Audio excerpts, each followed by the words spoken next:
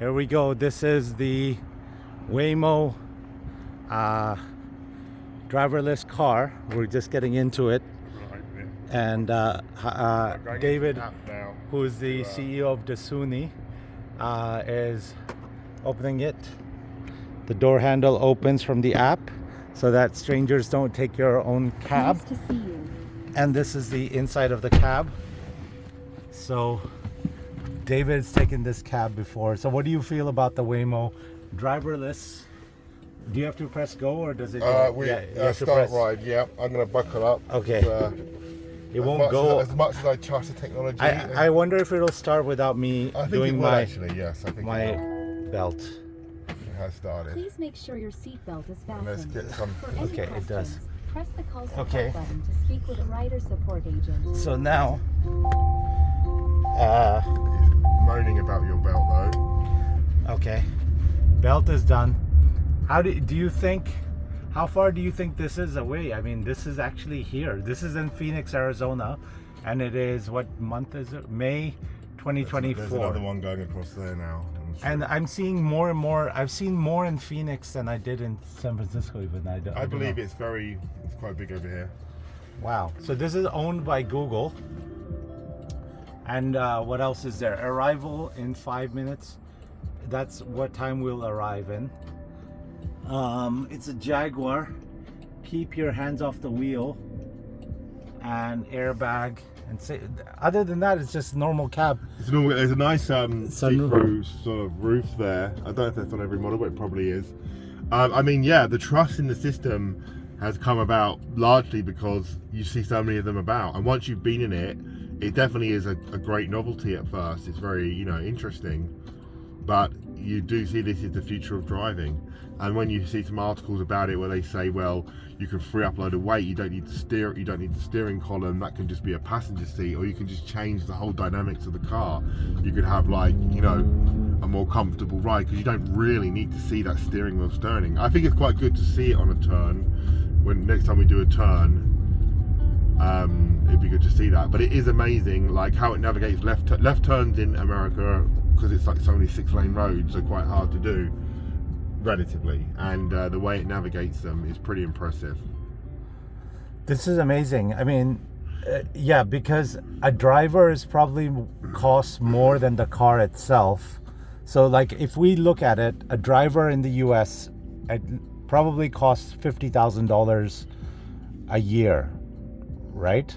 Probably, yeah. And a car like this now, once all the R&D research and stuff is done, probably then costs about $50,000 to manufacture one-off. So in year one, you're going from 100,000 cost to 50,000, and then also this car is working 24/7. The cost of transport is just gonna plummet. I mean, I think it's a little while off before that because of the huge R&D investment that would have gone into it. But yeah, you're going to get to that point where it's going to be cheaper. There's also the other massive differences like traffic management. I mean, they say actually Warren Buffett commented on this article that insurance companies are going to struggle because there's not going to be any car accidents, because at the end of the day these cars crash less than human. They don't make judgment decisions, they make calculated measurements of decisions. Okay, if the inputs are wrong, it can make a decision, but when it's coming out of a junction, it doesn't think, can I make it? It measures whether it can make it, and knows by mathematical formulas whether it can make the turn or not. So it, and then traffic lights, you won't need traffic lights because the cars can just manage traffic. They know where the things, they don't have to stop for red lights because you can literally manage the cars driving across each other and in being sure they won't hit. So it really does revolutionize the way we do it. Trucks is a big one, and there's a whole industry of truck drivers. I don't know where this leaves us as a society. It's still moaning yet because we haven't quite arrived. Amir's unbuckled his seat a little bit early. The drop-off point is going to be where that UPS van is. Now maybe film a bit of this now, because this is interesting. So where is it going to choose for a drop-off? Because we would normally be dropped off where that UPS van is. So what is this car how is it going to navigate and decide to do what to do? and like it's probably just going to do what a human would do, stop off in the closest, safest part. But yeah, so you notice that it says finding a spot to pull over. So yeah, so this is slightly, is it going to conclude that this is a good spot? It's got this car here navigating ground. Let's capture that car coming in and how oh wow, I've never actually had that. Slowed down for object, it braked quite hard there, didn't it? Relatively. Good thing I had my belt on. Yeah.